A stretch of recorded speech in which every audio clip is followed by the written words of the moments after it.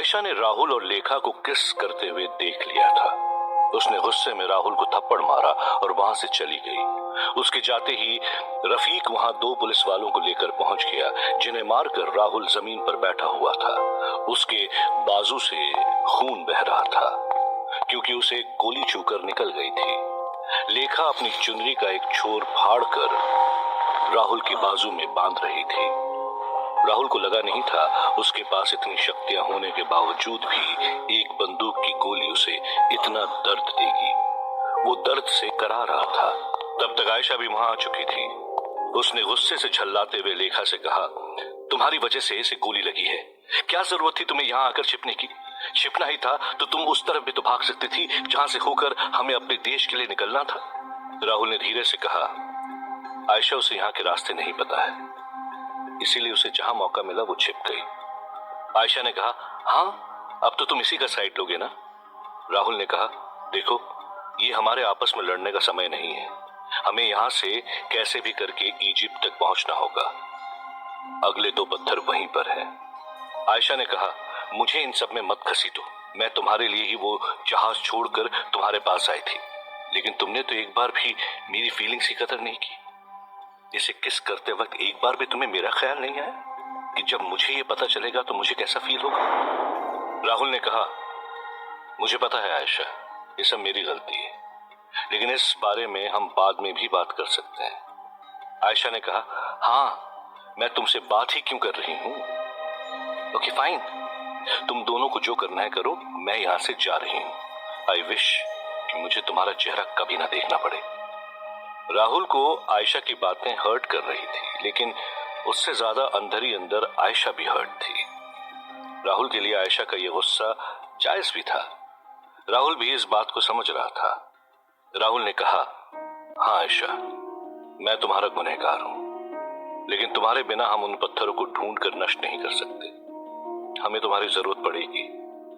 मेरे लिए ना सही, लेकिन एक बार इस दुनिया के बारे में सोचो, हमारे परिवारों के बारे में सोचो। अगर वो पत्थर मास्टर के हाथ लग गए तो हमारा परिवार भी मास्टर का गुलाम होगा। जिनके लिए तुम घर वापस जाना चाहती हो वो सब तुम्हें पहचान तक नहीं पाएंगे। तो हमारा देश वापस जाने का मतलब ही क्या? आयशा ने कहा, इस दुनिया को बचाने के चक्कर में मैंने तुम्हें खुद से खो दिया। जिसके लिए मैं इतने दिनों से जिंदा थी वो मेरा सपना टूट गया। अब मुझे किसी के लिए कुछ भी नहीं करना है।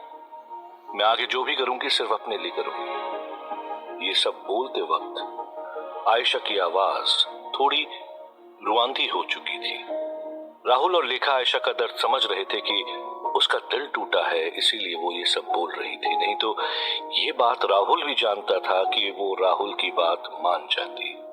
राहुल ने आयशा की तरफ अपना हाथ बढ़ाया ताकि वो उसे थोड़ा सा संभाल सके, लेकिन आयशा ने उसे उंगली दिखाते हुए कहा, अब नहीं राहुल, तुमने मुझे छूने का हक भी खो दिया है। मैं भगवान से प्रे करूंगी कि तुम इस लड़की के साथ अपनी आगे की लाइफ में खुश रहो। लेखा ने कहा, आयशा मैं तुम्हारा दर्द समझ सकती हूँ, लेकिन राहुल ने तुमसे जो कहा तुम उस बारे में एक बार सोचो। एक बार अपनी निजी परेशानी को किनारे में रख के इस दुनिया के बारे में सोचो। बस एक बार तुमसे मदद मांग रहे हैं, उसके बाद तुम जहां जाना चाहो चले जाना, हम तुम्हें बिल्कुल भी नहीं रोकेंगे। आयशा ने कुछ देर तक सोचा। राहुल ने उससे जो बात कही थी उसमें उसे लॉजिक लगा, लेकिन उसे यह भी लग रहा था कि वो इस मिशन में उनके साथ जाकर अपने प्यार को किसी और के साथ कैसे देख पाएगी। फिर भी कुछ देर सोचने के बाद आयशा ने अपने एहसासों को दिल में दबाते हुए कहा, ठीक है, मैं तुम दोनों के साथ चलने के लिए तैयार हूं, लेकिन उन पत्थरों को नष्ट करने के बाद तुम लोगों के रास्ते कोई भी परेशानी आई तो मैं उसमें तुम लोगों का साथ बिल्कुल नहीं दूंगी। वहां से मैं अपने साथियों के पास वापस लौट जाऊंगी। राहुल ने कहा, जैसा तुम्हें ठीक लगे, वैसे हमारे साथ इजिप्ट चलने के लिए थैंक्स। आयशा ने कहा, लेकिन हम जाएंगे कैसे? काफी देर हो चुकी है, जहाज अब तक निकल न गए हों। राहुल ने कहा, इजिप्ट जाने वाला जहाज इतनी जल्दी नहीं निकल सकता। अल्ताफ ने कहा था इजिप्ट का जहाज 2 बजे निकलेगा। जब मैं जहाज के पास से लौटा था तब तकरीबन 10 बज रहे थे। अभी भी वक्त है, हमें यहां से अभी निकलना होगा।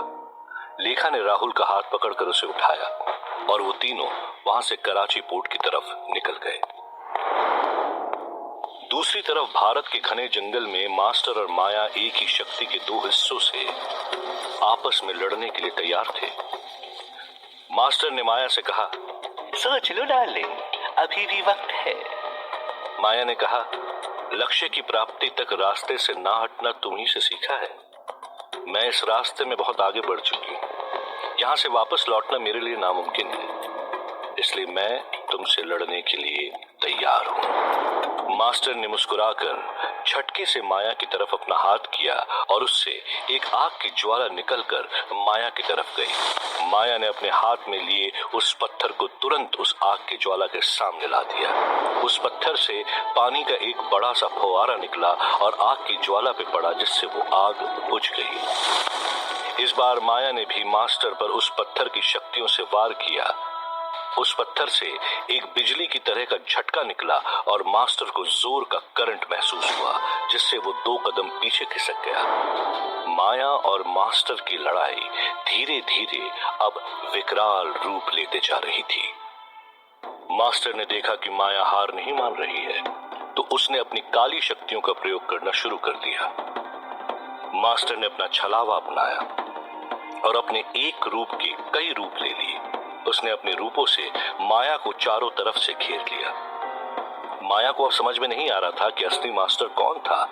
माया ने मास्टर से घूमते घूमते बोल रहा था, तुम मुझसे कभी नहीं जीत सकती माया, लाओ वो पत्थर मुझे दे दो। मास्टर की ये आवाज चारों तरफ से माया के कानों में गूंजने लगी। माया हैरानी से गोल गोल घूमकर असली मास्टर को पहचानने की कोशिश कर रही थी। तभी मास्टर ने अपने सभी रूपों के साथ माया पर वार करके माया की तरफ एक रस्सी फेंकी। मास्टर ने उसे रस्सी से बांधना चाहा, लेकिन जैसे ही वो रस्सियां माया की तरफ आईं, माया ने झटके से पत्थर को उस मास्टर की तरफ पॉइंट किया जो उसके सामने ही खड़ा था। एक नीले रंग की लाइट उस पत्थर से निकली और उस मास्टर के सीने में जाकर लगी, जिस पर माया ने पॉइंट किया था। वो लाइट उसके शरीर पर लगते ही एक झटके में मास्टर के सारे रूप गायब हो गए। उसका सिर्फ एक ही असली रूप बचा। ये माया ने किसी तुक्के से नहीं किया था। माया और मास्टर जिस वक्त लड़ रहे थे, वो चांदनी रात थी। माया गोल गोल घूमते हुए मास्टर के सभी रूपों को देख रही थी, लेकिन तभी उसने नोटिस किया कि वहां जितने भी मास्टर थे, उनमें से सिर्फ एक का ही साया उस चांदनी रात में दिख रहा था। उसके बाकी रूपों का साया ही नहीं था। इससे माया समझ गई थी कि असली मास्टर कौन था। मास्टर सोच रहा था, मैंने इसे जितना कमजोर समझा था, ये उतनी ही ज्यादा चालाक भी है। मुझे जल्द से जल्द इससे ये पत्थर हासिल करके बाकी 2 पत्थरों को ढूंढ निकालना होगा। इस बार मास्टर ने अपनी शक्तियों और पत्थर की शक्तियों को एक करके माया पर वार करना चाहा। मास्टर ने अपना हाथ उठाया और धीरे धीरे उस जंगल के सारे पेड़ हिलने लगे। माया को समझ में नहीं आ रहा था कि वहां पर हो क्या रहा है। धीरे धीरे वो पेड़ माया के करीब आने लगे, लेकिन जब माया ने नीचे देखा तो वो हैरान रह गई कि पेड़ ही नहीं बल्कि वो हिल रही थी, और जहां पर वो खड़ी थी वहां की जमीन धीरे धीरे फटने लगी। माया वहां से दूर होना चाह रही थी, लेकिन जैसे ही उसने कदम बढ़ाने की कोशिश की, उसके कदम उठे ही नहीं, और जहां पर वो खड़ी थी जमीन के उतने हिस्से सहित मास्टर ने माया को हवा में उठा लिया। माया ने पत्थर से आग निकालकर मास्टर पर वार किया, लेकिन मास्टर ने पत्थर के वार को अपने पत्थर से आग निकालकर रोका और दूसरे हाथ से मास्टर अपनी शक्तियों से माया को कंट्रोल करके रखे हुए था। माया अपने शरीर का एक भी हिस्सा नहीं हिला पा रही थी। धीरे धीरे मास्टर ने माया को अपनी तरफ खींचना शुरू किया। माया कुछ ही देर में मास्टर के पास पहुंच गई। मास्टर ने माया का गला पकड़ा और उसे हवा में लटका लिया। माया कुछ देर पहले जिस जमीन के टुकड़े के सहारे हवा में खड़ी थी, अब वो भी उसके पैरों का सहारा नहीं थी। वो जमीन भी गिर चुकी थी। माया ने मुट्ठी बंद करके अपने पत्थर को कस के पकड़ लिया। मास्टर ने कहा, ओहो, अभी भी हार नहीं मानना तुम्हें? आखिर तुम अपनी हालत तो देखो, कितनी थक चुकी हो। तुम मुझे पत्थर नहीं देना चाहती तो कोई बात नहीं, मैं अपना पत्थर खुद ही ले लेता हूँ। मास्टर ने अपने पत्थर को शक्ति से गायब किया और माया के उस हाथ की तरफ गौर से देखा जिसमें माया ने पत्थर को पकड़ रखा था। मास्टर के देखने से माया के हाथों की वो मुट्ठी धीरे धीरे अपने आप खुलने लगी। उसे ऐसा लग रहा था जैसे कोई जबरदस्ती पकड़ के उसकी मुट्ठी खोल रहा हो। माया चाहकर भी कुछ नहीं कर पा रही थी। मास्टर के उसका गला पकड़े रहने से उसकी सांसें अटक रही थी। राहुल, लेखा और आयशा कराची पोर्ट की तरफ निकल पड़े थे। आयशा ने राहुल से कहा, हम लोग वहां पर ऐसे नहीं जा सकते। राहुल ने कहा, ऐसे मतलब? आयशा ने कहा, मैंने देखा था कि वो लोग सिर्फ मुस्लिम्स को ही जहाज के अंदर एंटर करने दे रहे हैं। राहुल ने कहा, ठीक है, तो हम लोग उनसे बोल देंगे कि हम मुस्लिम्स हैं। आयशा ने कहा, वो लोग सबका आईडी चेक कर रहे थे जो उन लोगों को अल्ताफ ने बना कर दिया था, लेकिन इससे पहले वो हमें आईडी कार्ड दे पाता, उसे हम पर शक हो गया था। लेखा ने राहुल से पूछा, अब क्या करेंगे? आयशा ने कहा, हमें पठानी भेज लेना होगा ताकि आर्मी वाले भी हमें ना पहचान पाए और हम उस जहाज तक भी पहुंच जाएं। राहुल ने पूछा, लेकिन ये सब कैसे होगा? आयशा ने कहा, मुझे एक ऐसी जगह पता है जहां जाकर हम अपना भेष बदल सकते हैं। राहुल ने पूछा, कहां जाकर? आयशा ने कहा, मेरे पीछे पीछे आओ। राहुल और लेखा आयशा के पीछे पीछे तेज रफ्तार से कदम चलाकर जाने लगे। कुछ देर बाद वो तीनों उस जगह पर पहुंचे जहां आयशा उन्हें लेकर गई थी। उस जगह को देखते ही राहुल ने कहा, ये तो वही एरिया है जहां अल्ताफ की दुकान है। आयशा ने कहा, एग्जैक्टली, अल्ताफ अभी कहीं नींद में पड़ा होगा और एक उसी की दुकान है जहां पर अभी कोई नहीं होगा। हम उसकी दुकान से कपड़े लेकर बदलते हैं और यहां से निकलते हैं। राहुल ने कहा, ठीक है, जल्दी चलो, जहाज निकलने का वक्त हो रहा है। राहुल, आयशा और लेखा अल्ताफ की दुकान के पास पहुंचे। राहुल ने अपनी शक्तियों से दुकान में लगा ताला तोड़ दिया।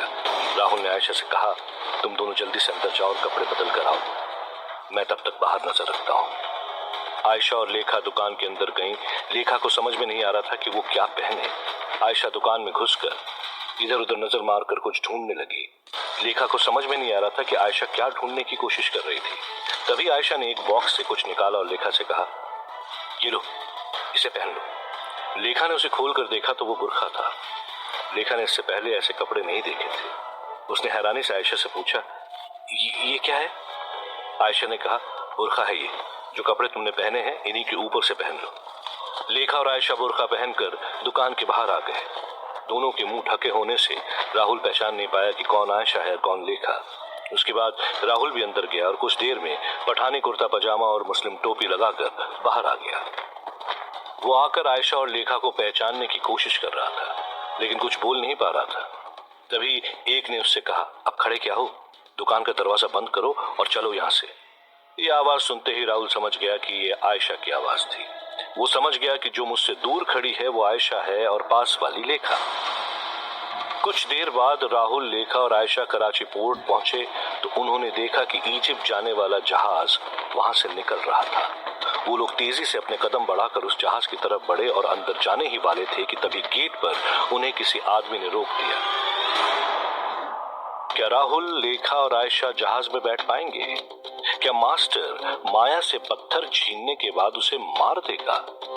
जानने के लिए सुनिए नरक दूत का अगला एपिसोड।